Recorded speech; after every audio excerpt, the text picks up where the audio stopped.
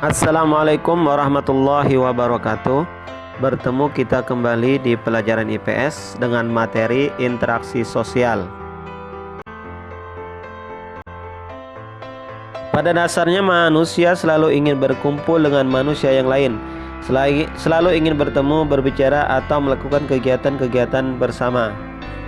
Manusia disebut makhluk sosial karena memiliki gregariousness atau naluri untuk selalu hidup dengan orang lain. Bertemunya seseorang dengan orang lain atau kelompok lain, kemudian saling berbicara, bekerja sama atau mencapai tujuan bersama merupakan proses terjadinya interaksi sosial. Perhatikan gambar berikut ini. Dari gambar dapat disimpulkan interaksi sosial berupa hubungan antara individu dengan individu, antara individu dengan kelompok, dan antara kelompok dengan kelompok.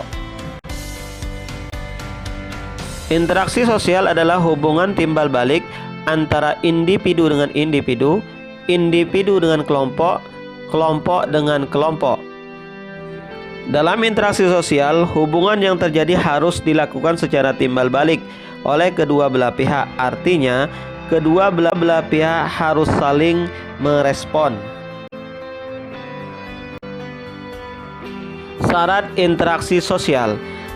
Proses interaksi sosial akan terjadi apabila di antara pihak yang berinteraksi melakukan kontak sosial dan komunikasi. Jadi syarat terjadinya interaksi sosial ada dua, yaitu kontak sosial dan komunikasi. Tanpa adanya kedua syarat itu, interaksi sosial tidak akan terjadi.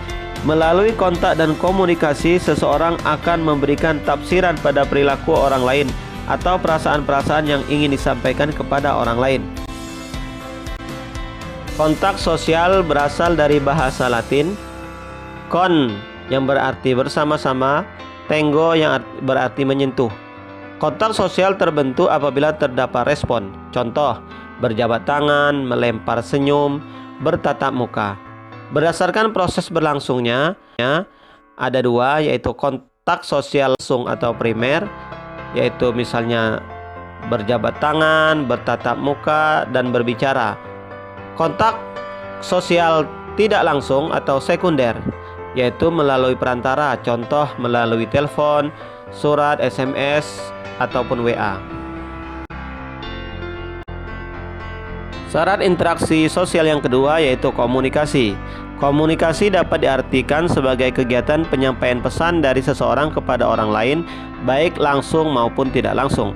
Orang yang menyampaikan pesan disebut komunikator, sedangkan orang yang menerima pesan disebut komunikan. Contoh, saat siswa bertanya kepada guru dan guru menjawab pertanyaan siswa, maka terjadilah komunikasi. Kontak dan komunikasi menjadi syarat yang penting bagi terwujudnya interaksi sosial. Misal, kita bertemu dengan orang Inggris lalu berjabat tangan. Orang Inggris berbicara dalam bahasa Inggris dan kita berbicara dalam bahasa Indonesia. Untuk itu, agar terjadi kontak dan komunikasi yang baik, kita harus menyesuaikan diri dengan lingkungan.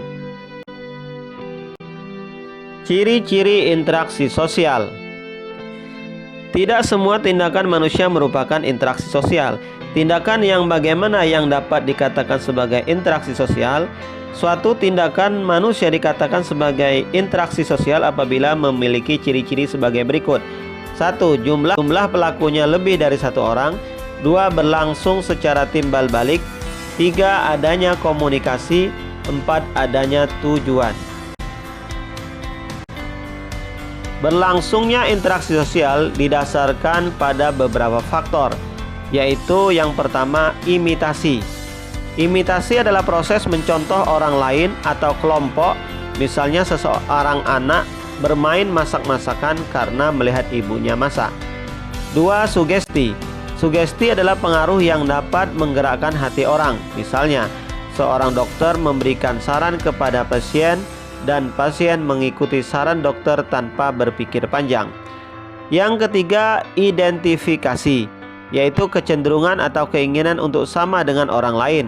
Contoh, seorang anak mengidolakan pemain sepak bola sehingga meniru penampilan idolanya. Yang keempat, simpati. Simpati adalah kemampuan untuk merasakan diri seolah-olah merasakan keadaan orang lain. Misal, ada tetangga yang terkena musibah, ikut bersedih dan membantu meringankan. Itulah materi untuk pertemuan kali ini. Terima kasih. Assalamualaikum warahmatullahi wabarakatuh.